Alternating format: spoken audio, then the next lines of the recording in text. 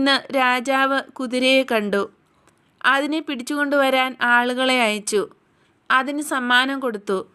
കുതിര തന്നെ പൂർണ്ണമായും മറക്കാതിരിക്കുന്നതിന് രാജാവ് ഇങ്ങനെ പലതും ചെയ്തു.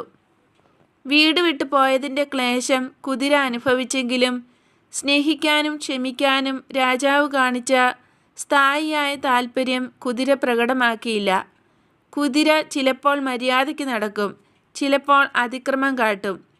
അതിലെ നന്മ തിന്മയേക്കാൾ കൂടുതലായിരുന്നില്ല, നേരെ മറിച്ച് കാടത്തമായിരുന്നു കൂടുതൽ.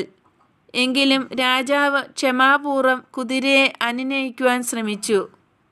സ്നേഹവാത്സല്യങ്ങൾ കൊണ്ട് അതിനെ തൻ്റെ പ്രിയപ്പെട്ട സഹചാരിയാക്കാൻ നോക്കി. കാലം കഴിയുന്തോറും കുതിരയ്ക്ക് മുഷടത്തം കൂടിക്കൂടി വന്നു.